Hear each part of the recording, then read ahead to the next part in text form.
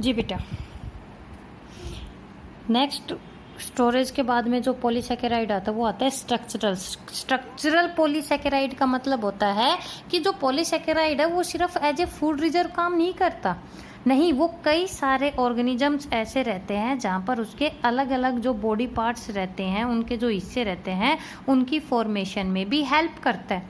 तो देखो, वो पॉलीसेकेराइड जो कि किसी की सेल वॉल, किसी के स्केलेटन वगैरह को भी बनाने में हेल्प करे, उसको हम बोलते हैं स्ट्रक्चरल। और स्ट्रक्चरल की जब बात करते हैं तो इसमें जो सबसे पहला आता है उसको हम नाम देते हैं काइटिन।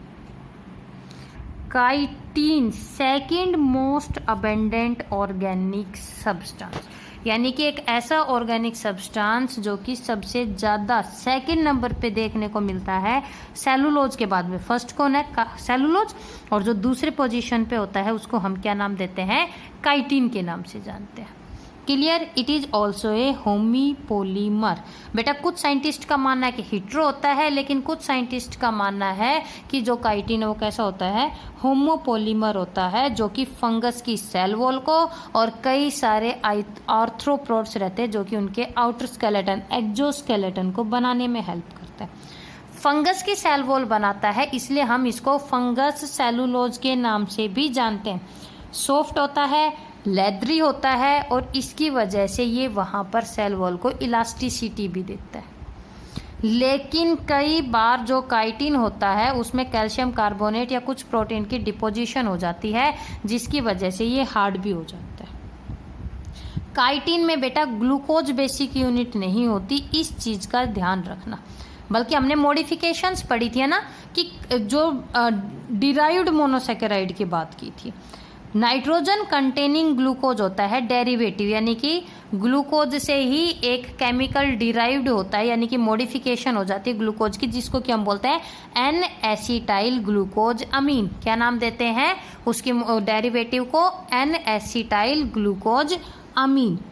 और यही एन एसिटाइल ग्लूकोज अमीन आगे चल के किसको बनाता है? काइटिन को बनाता है। अनब्रांचिंग होती है, और यहाँ पर हमें मोनोमर्स के बीच में 1,4 बीटा लिंकेज, ऑक्सीजन ऊपर, OH ग्रुप नीचे, ठीक है, और ऊपर, और कौन सी? फर्स्ट और फोर्थ पोजीशन के कार्बन के बीच में लिंकेजेस देखने को मिलती है।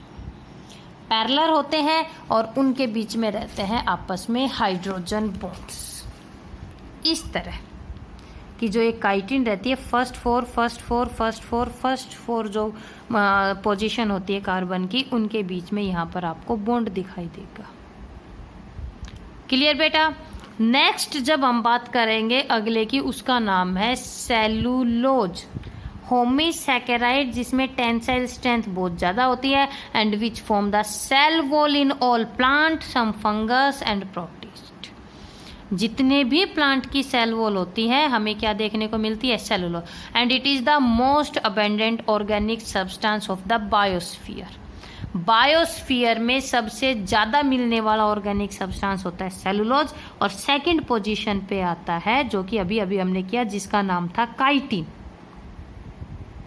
देखो, इन एब्सोल्यूट टर्म, अगर एक पर्टिकुलर टर्म की बात करें, ये मोस्ट अबेंडेंट रहता है, जो कि 50% कार्बन बनाता है। कॉटन फाइबर्स, कॉटन के जो फाइबर्स रहते हैं वहाँ पर हमें 90% सेलुलोज देखने को मिलती है ना।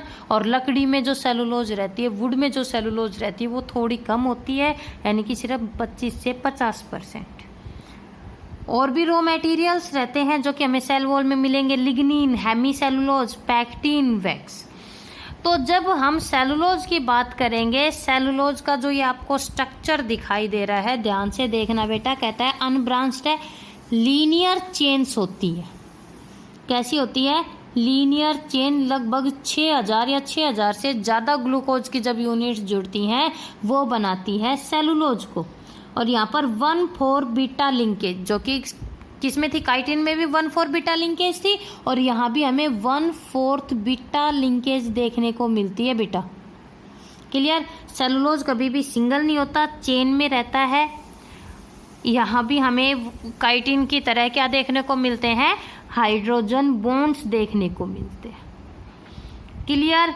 अब जब इम्पोर्टेंस की बात आती है तो हमें पता है सेलुलोज ह्यूमन फूड का बल्क बनाता है, लेकिन इसमें बीटा ग्लूकोज के पॉलीमर्स रहते हैं इसके ऊपर। यही कारण है कि हमारा जो अमाइलेज एंजाइम है वो इसको तोड़ नहीं पाता। क्लियर? तो ये क्या करता, हम कहते हैं ना फाइबर्स हमारे लिए अच्छे होते हैं। क्यों? क्योंकि फीकल मैटर को इजीली रिलीज आउट करने में वो लोग हेल्प करते हैं। सेलुलोज रूमिनेंट्स यानी कि जिनके स्टमक में एक एक्स्ट्रा पार्ट होता है स्टमक का, जिसको कि हम रूमन के नाम से जानते हैं, मेन होता है। क्यों? क्योंकि उन रूमिनेंट्स के अंदर हमने पढ़ा था कुछ प्रोटिस्टा रहते हैं जो कि सेलुलोज को डाइजेस्ट करते हैं। टर्माइट वगैरह के अंदर भी पढ़ा है ना कि जो टर्माइट्स जो दीमक रहती है, हम कहते हैं लकड़ी को खाती है, उसके अंदर भी जू फ्लैजिलेट्स, वो फ्लैजिलेट जिसमें कि फ्लैजिला होता है, ठीक है, उनके अंदर हमें देखने को मिले थे कि जू फ्लैजिलेट टर्माइट की बॉडी के अंदर रहते हैं जो कि उनके लिए सेलुलोज को डाइजेस्ट करते हैं। माइक्रोब्स की जब बात आती है, these are used in producing soluble sugar from the cellulose. और जो शुगर होती है फिर उससे को फर्मेंटेशन करवाई जाती है जो कि इथेनॉल, ब्यूटेनॉल यानी कि अल्कोहल इंडस्ट्री के अंदर यूज किया जाता है। सेलुलोज जो रिच वुड, ऐसी लकड़ी जिसमें सेलुलोज बहुत ज़्यादा होता है, उससे फर्नीचर, स्पोर्ट्स के जो आर्टिकल्स वगैरह रहते हैं और जो पेपर वगैरह रहता है वो बनवाया जाता है। फाइबर के अंदर कितनी परसेंटेज है सेलुलोज की, इसके बेस पे उसे अलग अलग चीज़ें बनाई जाती है। देखो टेक्सटाइल, कॉटन, लाइनन वगैरह, हम कहते हैं लाइनन का कपड़ा है ना, सेक्स वगैरह, जूट वगैरह बनाया जाता है, रस्सियाँ बनाई जाती है। तो वो डिसाइड करेगा कि कितनी उसके अंदर सेलुलोज है, उससे क्या बनवाया जा सकता है। रेयोन, सेलोफेन्स वगैरह की ट्यूब जो कि हीमोडायलिसिस में भी यूज की जाती हैं, वो सेलुलोज जैंथेन से एक्सट्रैक्ट आउट की जाती है। सेलुलोज जब एसीटेट की जब हम बात करेंगे, वुड का जो पल्प रहता है बेटा उसको ट्रीट किया जाता है ताकि वो जो पल्प रहता है उसको वहाँ से क्या कर दे, निकाल दे। सिगरेट फिल्टर्स वगैरह जो रहते हैं वो भी इन्हीं फाइबर से मिलके आते हैं। सेलुलोज जो नाइट्रेट, उसको propellant explosive, as explosive use किया जाता है। कॉस्मेटिक्स में, आइसक्रीम में, मेडिसिन वगैरह में इनसे डिराइव्ड जो केमिकल्स रहते हैं, जो डिराइव्ड सब्सटेंसेस रहते हैं बेटा, उनको यूज किया जाता है। लास्ट आते हैं म्यूकोस सब्सटेंसेस। देखो म्यूकस, म्यूसिलेज को बनाने वाले सब्सटेंसेस, म्यूकस को बनाने वाले सब्सटेंसेस को हम नाम देते हैं म्यूकोस सब्सटेंसेस। दो टाइप के होते हैं, म्यूकोपॉलीसैकेराइड और म्यूकोप्रोटीन, या तो म्यूकस के साथ कार्बोहाइड्रेट या म्यूकस के साथ प्रोटीन। क्लियर? भिंडी में देखना, भिंडी में वो जो चिपचिपापन सा रहता है, दिखाई दिया, वही होता है बेटा एक्चुअल में म्यूकस। देखो म्यूकोपॉलीसैकेराइड स्लिमी सब्सटेंसेस रहते हैं जिसमें कि एसिडिक या अमीनेटेड अमीनो एसिड पॉलीसैकेराइड रहती है जो कि कहाँ से बनते हैं, गैलेक्टोज से, मैनोज से, यूरोनिक एसिड से। म्यूकोपॉलीसैकेराइड यानी कि जो ये म्यूसिलेज रहता है, ये प्लांट और एनिमल दोनों में ही हमें देखने को मिलता है बेटा। जब हम कच्ची भिंडी को काटते हैं, ठीक है, कई इसबगोल की टैबलेट्स आती है, उनको पानी में जब आप भिगोगे तो वो चिपचिपापन सा आ जाता है, वो it is all because of this mucus. अगर म्यूकोपॉलीसैकेराइड की बात करेंगे, प्लांट सेल वॉल के अंदर कई सारी सेल्स वगैरह बैक्टीरिया के, है ना, बैक्टीरिया की आउटर मोस्ट सेल की जब हमने बात की थी, ग्लाइकोकैलिक्स थी, वो ब्लू ग्रीन एल्गी हो गई, कई सारे एक्वेटिक प्लांट्स वगैरह हो गए, कई जगह बॉडी फ्लूइड्स के बीच में, कार्टिलेज के बीच में हमें म्यूकस देखने को मिलती है। तो बेटा वो कार्बोहाइड्रेट जो म्यूकस को बनाते हैं, दे आर नोन एज म्यूकोपॉलीसैकेराइड्स। क्या क्यों पढ़ने के लग रहे हैं हम इन म्यूकोपॉलीसैकेराइड्स को? देखो जो सेल वॉल और जो हमारे कनेक्टिव टिश्यू को आपस में बाइंड करते हैं वो कौन होती है, म्यूकस। इंटरस्टिशियल स्पेस, दो टिश्यू के बीच में स्पेस होता है जहां पर वाटर अटका रहता है, वो भी इसी की वजह से होता है। म्यूकोपॉलीसैकेराइड बैक्टीरिया की वॉल को बनाती है, ब्लू ग्रीन की वॉल को बनाती है, और हमें पता है कि वो जब उनके चारों तरफ म्यूसिलेज की लेयर बनाती है तो ये म्यूकस बैक्टीरिया या इन माइक्रोब्स को डेसिकेशन से, डेसिकेशन मतलब उनको ख़त्म होने से रोकती है, उनके ऊपर किसी चीज़ की ग्रोथ नहीं होने देती, और इसके अलावा उनके पैथोजन के अटैक से भी प्रोटेक्ट करती है। टेंडोन्स और लिगामेंट्स को ल्यूब्रिकेशन प्रोवाइड हो जाती है। केराटिन सल्फेट, क्या बोला, केराटिन सल्फेट। केराटिन कैसे मिलके बनता है, एसिटाइल ग्लूकोजामिन प्लस गैलेक्टोज और प्लस सल्फ्यूरिक एसिड। केराटिन हमें हमारी स्किन और आई के कॉर्निया में देखने को मिलते हैं, जो कि स्ट्रेंथ और फ्लेक्सिबिलिटी देता है। और केराटिन एक क्या होता है, म्यूकोपॉलीसैकेराइड होते हैं। एक होता है कॉन्ड्रोइटिन सल्फेट, क्या नाम है बेटा, कॉन्ड्रोइटिन सल्फेट। कार्टिलेज के मैट्रिक्स में मिलता है, कॉन्ड्रिन प्रोटीन से आता है। और कार्टिलेज होता है कनेक्टिव टिश्यू, जो कि हमें सपोर्ट और इलास्टिसिटी देता है। हाइलुरोनिक एसिड होती है, जो कि विट्रस के ह्यूमर में हमारा साइनोवियल फ्लूइड और सेरिब्रोस्पाइनल फ्लूइड के अंदर होता है। यानी कि जहां भी म्यूकस रहेगा बॉडी में, उसका कई बहुत इंपॉर्टेंट रोल होता है, बहुत ज्यादा इंपॉर्टेंट रोल रहता है। म्यूकोपॉलीसैकेराइड हैप्रिन, एक हैप्रिन जो कि ब्लड एंटीकोगुलेंट, हमारी ब्लड वेसल्स में ब्लड को नहीं जमने देता, वो भी एक्चुअल में क्या है, म्यूसिलेज होता है। अगर जो कि हम कल्चर्स में यूज करते हैं, बैक्टीरिया के कल्चर वगैरह जब तैयार करते हैं, वहां पर जो मेन मीडियम लिया जाता है वो किसको लिया जाता है कल्चर लैब के अंदर बेटा, अगर को, जो कि ब्राउन और जो रेड एल्गी वगैरह रहती है यहाँ से। और उनका नाम है ग्रेसिलेरिया हमने पढ़ी थी, जेलिडियम पढ़ी थी और जेलिडिएला पढ़ी थी।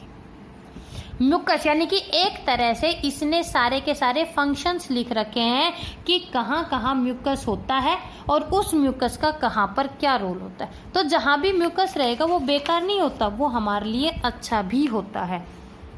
पैक्टिन, पैक्टिन हमने मिडल लैमेला के अंदर है ना, एज कैल्शियम पैक्टेट और सेल वॉल पढ़ा था। वाटर में सोल्यूबल होता है, सोल जेल में कन्वर्ट होता रहता है, जेली और जो जैम वगैरह बनाई जाती है उसमें यूज आता है। एक हमने पढ़ा था कि सेलुलोज के अलावा एक रहता है हेमी सेलुलोज, ये भी सेल वॉल में मिलता है और सेल वॉल को स्ट्रेंथ प्रोवाइड करता है। पेप्टाइडोग्लाइकन हिट्रोपोलीसैकेराइड से, कई अलग अलग टाइप की हिट्रोपोलीसैकेराइड से मिलके बनता है। लिपोपोलीसैकेराइड, लिपिड और पॉलीसैकेराइड्स वगैरह जो कि ग्राम नेगेटिव बैक्टीरिया के अंदर हमें देखने को मिलते हैं। म्यूकोप्रोटीन्स, ये थे सारे म्यूकोपॉलीसैकेराइड। ये है म्यूकोप्रोटीन, यानी कि जब मोनोसैकेराइड के साथ प्रोटीन जुड़ती है हमारे नेजल सीक्रेशन में, स्टमक में, इंटेस्टाइन में, वेजिना में, जो कि हमें बैक्टीरिया यानी कि माइक्रोब के अटैक से बचाती है। वो एक्चुअल में कौन होती है बेटा, एक म्यूकस का प्लग आ जाता है जो कि इन सारी चीज़ों की एंट्री को रोकता है। क्लियर। तो अब हम बात करेंगे इन पॉलीसैकेराइड का क्या कुछ फंक्शन होता है। स्टार्च और ग्लाइकोजन फूड रिजर्व का काम करते हैं। जब इनकी हाइड्रोलिसिस वाटर मॉलिक्यूल निकलते हैं तो ये हमें एनर्जी प्रोवाइड करते हैं। काइटिन फंगस की सेल वॉल को, आर्थ्रोपोड के एक्सोस्केलेटन को बनाती है। सेलुलोज प्लांट सेल की सेल वॉल को बनाता है। सेलुलोज का वैसे भी यूज है, कैसे, फर्नीचर में, सेलोफेन, प्लास्टिक, पेपर वगैरह बनाने में इसको यूज किया जाता है। हमारे अंदर रफेज वैल्यू होती है, ठीक है, कि फीकल मैटर को इजीली रिलीज आउट करवा देता है। कई सारे aquatic plant, bacteria, blue green algae में जो म्यूसिलेज होती है बेटा, वो प्रोटेक्शन का काम करती है। Glycocalyx is a mucilage. Kingdom Monera में ग्लाइकोकैलिक्स को पढ़ लेना, समझ में आ जाएगा। लेकिन हमारी बॉडी में भी इनका काम है, कैसे कि हमारे टेंडोन्स और लिगामेंट को जो ल्यूब्रिकेशन मिलने के लग रही है, स्किन को जो फ्लेक्सिबिलिटी मिल रही है, कनेक्टिव टिश्यू हमारा जो आपस में बाइंड हो रखा है, वो सब इसकी वजह से। हैप्रिन म्यूकस से ही निकल के आया है, ब्लड वेसल्स के अंदर ब्लड को क्लॉट नहीं होने देता, ठीक है। मेडिसिनल वैल्यू भी है।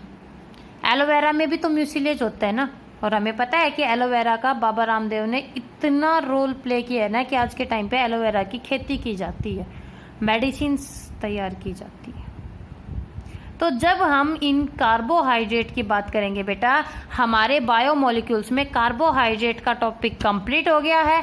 अब हम नेक्स्ट स्टार्ट करेंगे लिपिड्स को, क्या होते हैं, क्या इनकी टाइप होती है, क्या इनका फंक्शन होता है। यानी कि अब हम कार्बोहाइड्रेट हमारा कंप्लीट हो चुका, बायोमोलिक्यूल्स में एक टॉपिक कंप्लीट। नेक्स्ट अब हम स्टार्ट करेंगे लिपिड्स के बारे में।